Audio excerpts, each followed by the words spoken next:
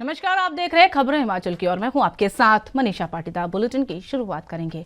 पंजाब और हरियाणा के हिमाचल सरकार के द्वारा हाइड्रो पावर प्रोजेक्ट पर वोटर सेस लगाने के विरोध पर हिमाचल के मुख्यमंत्री सुखविंदर सिंह सुक्खू ने सदन में वाकयात दिया और वहां पर उन्होंने कहा कि पंजाब हरियाणा के मुख्यमंत्री से वोटर सेस मामले में बातचीत करेंगे। साथ ही राहुल गांधी को 2 साल की सजा देने के मामले में सीएम सुक्खू ने कहा कि राजनीति चल रही है और इसी दौरान 300 यूनिट बिजली और अन्य कांग्रेस की गारंटी के विरोध में भी उनके द्वारा प्रतिक्रिया सामने आई है। मैंने सदन में अपना वक्तव्य दिया है, वो सब कानूनों के आधार पर है। ना पंजाब गवर्नमेंट के पानी पर वाटर सेस लग रहा है, ना हरियाणा गवर्नमेंट के पानी पर वाटर सेस लग रहा है। ये हिमाचल प्रदेश में जो हाइड्रो प्रोजेक्ट है, उन हाइड्रो प्रोजेक्ट पर ये वाटर सेस लग रहा है। तो ना इसमें पंजाब सरकार को चिंता करने की जरूरत है, ना हरियाणा सरकार को चिंता करने की जरूरत है। मेरा ये मानना है कि जिस प्रकार से उनके पास ये केस प्रेजेंट किया होगा, हो सकता है कि हरियाणा के चीफ मिनिस्टर साहब को और पंजाब के चीफ मिनिस्टर साहब को ये जिस ढंग से केस प्रेजेंट किया होगा, उस आधार पर उन्होंने ये संकल्प लिया होगा और उस दृष्टिकोण से कोई बड़ी बात नहीं है। और हमारा ये कहना है कि जो हमारे प्रोजेक्ट है उन पर वाटर सेस लगता है और ये पहली बार नहीं लगा, ये उत्तराखंड में भी लगा है और ये जम्मू कश्मीर में भी। सदन के भीतर की तो आप बात नहीं कर सकते क्योंकि व्यवस्था दे दी है। जब व्यवस्था दे दी जाती है तो उसके बाद बात नहीं कर सकते। लेकिन आपने मुझसे ये सवाल ये पूछा है कि राहुल गांधी जी पर और उनके परिवार पर उंगली उठाना और दोष लगाना ये एक राजनीतिक चाल है। किसी ना किसी से तरह से उनको बदनाम किया जाए। राहुल गांधी जी का वो परिवार है जिसने देश की एकता और अखंडता के लिए अपनी दादी को खोया, अपने पिताजी को खोया। उनको किसी ना किसी तरह से अक्स के रूप में भारतीय जनता पार्टी को राहुल गांधी जी नजर आते हैं। एकमात्र ऐसे नेता है जो लोकतंत्र को बचाने के लिए कश्मीर से लेकर कन्याकुमारी से लेकर कश्मीर तक की पदयात्रा की। उन्होंने वो अपने लिए नहीं की, वो इस देश के लोकतंत्र को बचाने के लिए की। और इस प्रकार के मामले अभी सब जुडिस होते हैं। राहुल गांधी पर उंगली उठाने का मतलब तो ये है कि झूठ को साबित करने के लिए वो अपने झूठ को साबित करने सत्या बताना चाह रहे हैं कि सच चीज है। जबकि देखिए गारंटियां हैं 4 साल में पूरी होती है और इन बातों को आप 4 साल के अंदर और 5 साल के अंदर के लिए कोई भी गारंटी पेपर होता है 5 साल के अंदर होते हैं। इस साल इस बजट में ये गारंटियों को प्रावधान किया जाएगा, उस साल इस गारंटियों का प्रावधान किया जाएगा। तो जो गारंटियां हमारे दी है वो 10 की 10 गारंटियां हमारी सरकार 4 साल में लागू करेगी और 4 साल में। हिमाचल प्रदेश के नेता विपक्ष जयराम ठाकुर ने गारंटियों को लेकर कांग्रेस सरकार को आड़े हाथों लेते हुए कहा कि सरकार ने जनता के साथ धोखा किया है। 300 यूनिट बिजली देने की बात कांग्रेस ने की थी, लेकिन अब इन गारंटियों को 5 साल में पूरा करने के लिए कह रहे हैं। वहीं राहुल गांधी को सजा दिलने के मामले में जयराम ठाकुर ने कहा कि कोर्ट ने राहुल गांधी को सजा और जमानत दी है। इससे पहले भी राहुल गांधी और उनके परिवार अनेकों मामले में जमानत पर चल रहे हैं। आज जब सजा का फैसला हुआ तो सदन में इसका जिक्र करने के लिए कांग्रेस सरकार को क्या आपत्ति थी, तो वही कोर्ट का निर्णय है। कांग्रेस बेवजह बीजेपी को इसके लिए जिम्मेदार ठहरा रही है। 4 साल तक रहेंगे तो, अगर रहे नहीं तो हालात तो ऐसे लग रहे हैं कि रहेंगे नहीं और उसकी वजह हम नहीं होंगे, अपने आप ही होंगे। जिस प्रकार से अव्यवस्था का एक दौर जो सारी तरफ चारों तरफ पड़ा हुआ है, उसको आप खुद अंदाजा लगा सकते हैं किस प्रकार की एक परिस्थिति है। और ये जो गारंटी दी है उनने, और मैं इस बात को समझ सकता हूँ मुख्यमंत्री को विवश होकर के, मजबूर होकर के कहना पड़ रहा है कि हम पूरा करेंगे, लेकिन दावे के साथ मैं कह सकता हूं कई जन्म लगेंगे, पूरी नहीं होगी। मुझे लगता है कि पंजाब और हरियाणा इस सारे इस वाटर सेस की स्पिरिट को, जो एक्ट यहाँ पर विधानसभा में लाया गया, उसको अभी ठीक प्रकार से नहीं समझ पाए होंगे, और इसलिए आज मुख्यमंत्री जी ने अपना स्टेटमेंट दिया है। और खासतौर से पंजाब हरियाणा को जो पानी हिमाचल प्रदेश में जाता है नहर के माध्यम से और दूसरे माध्यम से, उस पर सेस का कोई प्रश्न। ये गांधी परिवार के ऊपर बहुत सारी बातें इस प्रकार की है जिसके कारण उनको जमानत पर पहले से ही है। इसलिए आज विधानसभा के अंदर हमारे पूर्व में अध्यक्ष रहे श्री विपिन परमार जी ने अपने बजट पर चर्चा पर ये रेफरेंस वहां पर जो दिया, और जिसके लिए मुख्यमंत्री और कांग्रेस पार्टी की ओर से कुछ और लोगों ने भी इस बात के लिए आग्रह किया, आपत्ति जाहिर की, और मुझे इस बात पर हैरानी है कि वो टिप्पणी विधानसभा की कार्यवाही से निकालने की बात हुई है। स्पीकर साहब ने, मुझे मालूम नहीं क्योंकि शोर था पूरा, हम नहीं सुन पाए उन्होंने एक्सपंज किया है कि नहीं किया है, ये हम जानकारी हासिल करेंगे अभी। लेकिन मेरा मानना यह है कि भी कुछ भी गलत इस प्रकार से नहीं किया गया है, और कोर्ट का निर्णय है, अंतिम निर्णय क्या होगा कोर्ट का, इस सारी बात को लेकर। तो आपको बता दें कि नेता प्रतिपक्ष जयराम ठाकुर ने राज्य सरकार पर निशाना साधा है, और इसी दौरान उनके द्वारा कई गारंटियों को लेकर राज्य सरकार पर हमला बोला। और वहीं इसी बीच जयराम ठाकुर ने राहुल गांधी को सजा देने के मामले पर भी निशाना साधते हुए कहा कि कोर्ट ने राहुल गांधी को सजा दी है और जमानत दी है। इससे पहले राहुल गांधी और उनका परिवार अनेकों मामले में जमानत पर चल रहा है। अब सजा का फैसला हुआ है तो सदन में इसका जिक्र होने से कांग्रेस सरकार को क्या आपत्ति है, और ये कोर्ट का निर्णय है। कांग्रेस बेवजह बीजेपी को इसका जिम्मेदार ठहरा रही है।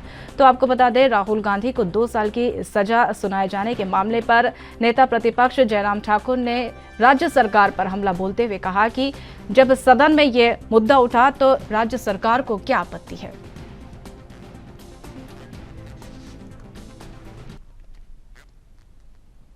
हिमाचल के मुख्यमंत्री द्वारा पेश किए गए बजट पर हुई चर्चा के बाद मुख्यमंत्री सुखविंदर सिंह सुक्खू बजट पर जवाब देने लगे, और वहीं महिलाओं को 1500 देने की बात कही। इस पर विपक्ष भड़क गया और हंगामा शुरू कर दिया गया। विपक्ष ने कांग्रेस सरकार द्वारा महिलाओं का अपमान करने और झूठ बोलने के आरोप लगाए।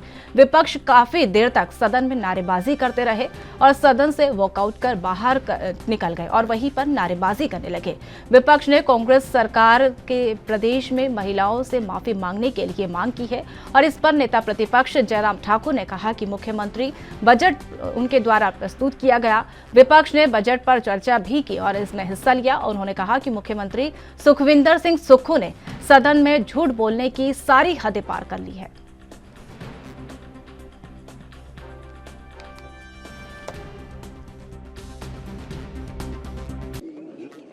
मुख्यमंत्री अपनी व्यवस्थाओं का जिक्र बार बार कर रहे हैं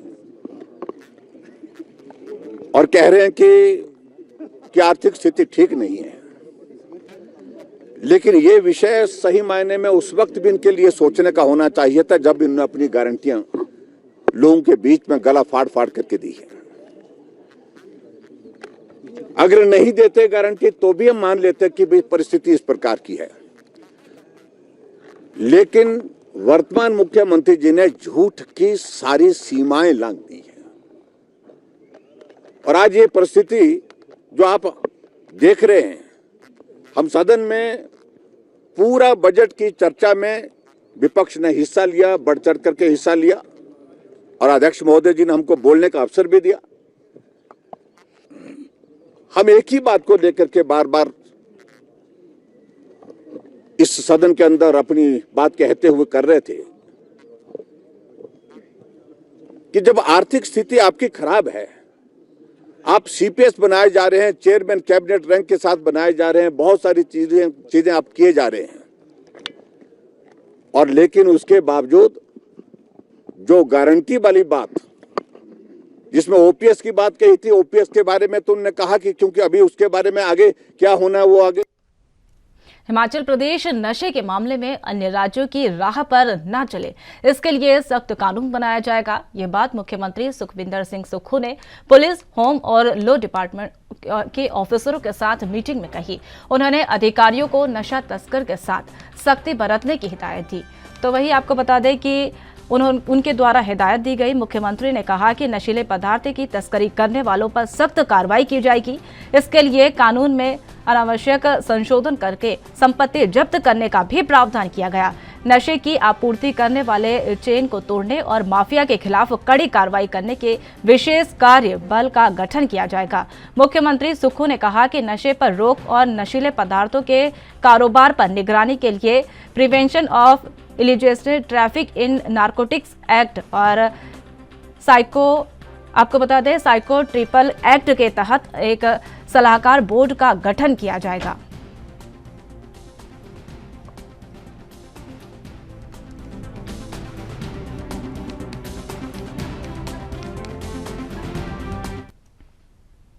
हिमाचल प्रदेश के बागवान क्षेत्र में 2 बड़े प्रोजेक्ट सब tropical fruit and emergency value addition. आपको बता दें कि ये जो कल्चर है ये लगातार जारी है और इसी बीच हॉर्टिकल्चर डेवलपमेंट प्रोजेक्ट पर केंद्र ने आपत्ति लगाकर वापस भेज दिया है और वही केंद्र ने ऑब्जर्वेशन के बाद बागवानी विभाग ने दोनों प्रोजेक्ट फाइनेंस डिपार्टमेंट की क्लियरेंस में भेज दिया। फाइनेंस की हरी झंडी मिलने के बाद दोनों प्रोजेक्ट केंद्र सरकार को भेजे जाएंगे। HP शिवा प्रोजेक्ट के तहत पहले चरण में 1280 करोड़ रुपए का लोन एग्रीमेंट केंद्र सरकार, एलियन डेवलपमेंट बैंक और हिमाचल सरकार के बीच साइन होगा। तो वही राज्य सरकार ने 2 हफ्ते पहले ही यह प्रोजेक्ट केंद्र को भेजा था। इसी के तहत 1134 करोड़ के HDP प्रोजेक्ट की भी केंद्र से 1 साल की एक्सटेंशन मांगी गई थी। वर्ल्ड बैंक के द्वारा 2016 में मंजूर HDP प्रोजेक्ट की अवधि जून 2024 में पूरी तरह से हो गई थी और वही राज्य सरकार द्वारा अब तक इस प्रोजेक्ट का लगभग 30% बजट खर्च नहीं हो पाया, लिहाजा इस प्रोजेक्ट को एक्सटेंशन लिए जाने के लिए रखा गया था।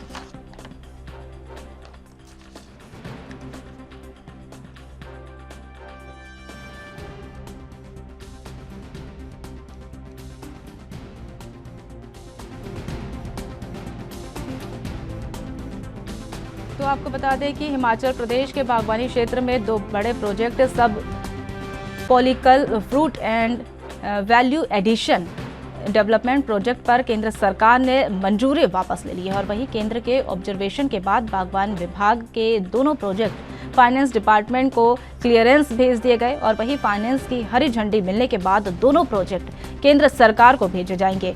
वही HP शिवा आपको बता दें प्रोजेक्ट के तहत ये दोनों प्रोजेक्ट को मंजूरी मिल गई। हिमाचल के नालागढ़ में शहीदी दिवस पर शहीदों को याद कर श्रद्धांजलि अर्पित कर गई और वही आपको बता दें शहीद भगत सिंह स्पोर्ट्स क्लब नालागढ़ और विकास मंच नालागढ़ ने शहीदी दिवस पर शहीद स्मारक में शहीद भगत सिंह, राजगुरु और सुखदेव को देश के लिए दिए जाने वाले बलिदान के उपलक्ष्य में उन्हें याद कर श्रद्धांजलि देते हुए नालागढ़ अस्पताल में मरीजों को फल बांटे गए। तो वही शहीद स्पोर्ट्स क्लब के प्रधान मुनीश राजदेव ने कहा कि देश की आजादी के लिए इन तीनों शहीदों का महत्वपूर्ण योगदान रहा, जिसे आज भी याद किया जाता है और इसी उपलक्ष्य में उन्हें याद किया गया। उन्होंने शहीद भगत सिंह स्पोर्ट्स क्लब की ओर से आने वाले समय में युवाओं के लिए क्रिकेट टूर्नामेंट आयोजित किया जाएगा ताकि युवा नशे से दूर रहे और खेलों के प्रति आकर्षित हो।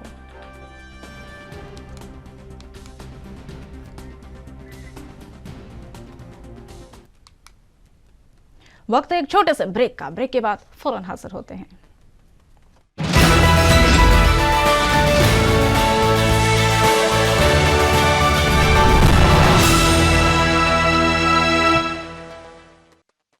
ब्रेक के बाद स्वागत है आपका। अब रुक करेंगे अन्य खबरों की ओर। आज बलिदान दिवस है और इसे शहीदी दिवस के रूप में मनाया जा रहा है। इसी उपलक्ष्य में अखिल भारतीय विद्यार्थी परिषद नाहन ने एक तिरंगा यात्रा का आयोजन किया। लगभग 75 फीट लंबे तिरंगे को हाथ में लेकर और भारत माता की जय के जय घोष के साथ यह तिरंगा यात्रा चौगान से आरंभ हुई और वही शहीद स्मारक पर संपन्न हुई। तिरंगे को हाथ में उठाए यात्रा नगर के कई प्रमुख सड़कों से होकर गुजरी।